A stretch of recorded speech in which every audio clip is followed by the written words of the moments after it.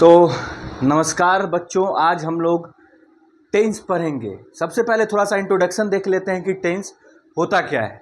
तो देखो बच्चों, टेंस जो है, सबसे पहले ये जान लो कि टेंस सीख लेंगे तो फिर क्या हो जाएगा। अगर आप टेंस सीख लेते हैं तो एक तरह से आपको 60% इंग्लिश जो है वो आ जाता है।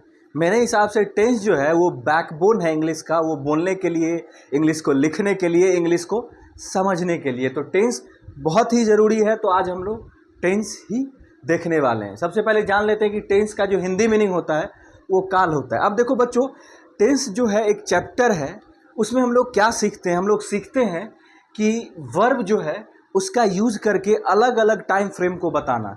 जैसे कौन सा वर्ब का यूज़ करेंगे तो पता चलेगा कि एक्शन पास्ट में हुआ है, कौन से वर्ब का यूज़ करेंगे तो पता चलेगा कि एक्शन जो है वो फ्यूचर में हुआ है, कौन सा वर्ब का यूज़ करेंगे तो पता चलेगा कि एक्शन प्रेजेंट में हुआ है, और प्रेजेंट में हुआ है तो हो रहा है कि ख़त्म हो चुका है।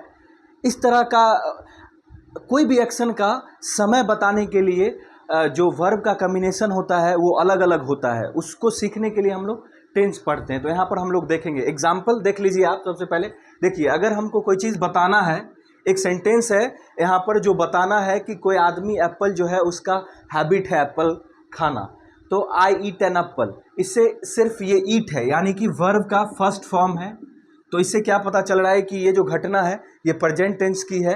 एप्पल खाने का जो घटना है वो प्रेजेंट टेंस की है। और यहीं देखो बच्चों, यहाँ पर V2 हम लोग यूज़ कर रहे हैं। तो V2 यूज़ करने से क्या होता है कि जो एक्शन है वो हमको पता चल रहा है कि जो घटना हुआ है वो पास्ट में हुआ है V2 के यूज़ करने से।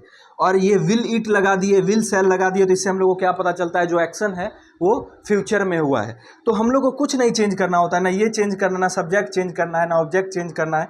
बस हम लोग क्या कर रहे हैं, वर्ब चेंज कर रहे हैं। चाहे वो हेल्पिंग वर्ब हो, चाहे मेन वर्ब हो, या दोनों का कंबाइंड फॉर्म को बदलना हो, तो हम लोग सिर्फ वर्ब चेंज कर रहे हैं और पता चल रहा है कि जो एक्शन है उसका टाइम फ्रेम चेंज हो रहा है। तो प्रॉपर टेंस में हम लोग यही सीखते हैं बच्चों कि किस तरह का कौन सा वर्ब कहाँ यूज करेंगे तो किस घटना के समय का पता चलेगा। अगर कोई घटना पास्ट में हुआ है तो कौन सा वर्ब यूज करेंगे जिससे सुनने वाले को, पढ़ने वाले को ये पता चलेगा कि घटना पास्ट में हुआ है। कौन सा वर्ब फॉर्म यूज करेंगे तो पता चलेगा कि घटना फ्यूचर में होने वाला है। और कौन सा वर्ब फॉर्म का यूज करेंगे तो पता चलेगा कि अभी घटना हो रहा है। जैसे मान लीजिए कि अगर आप V4 यूज करते हैं,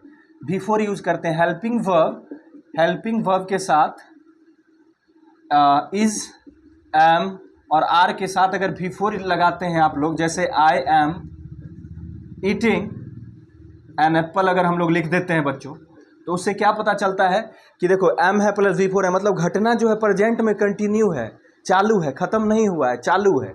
तो हम लोग पूरा वर्ब का यूज सीखेंगे इसमें, इस पूरे पार्टिकुलर टॉपिक में। तो ये हमारा इंट्रोडक्शन वीडियो हो गया। अब हम लोग धीरे धीरे करके आगे इसको कंटिन्यू करेंगे। तब तक के लिए बने रहिए, चैनल को सब्सक्राइब करिए, बेल आइकन को दबाइए और जुड़े रहिए हमसे। चलिए, थैंक यू।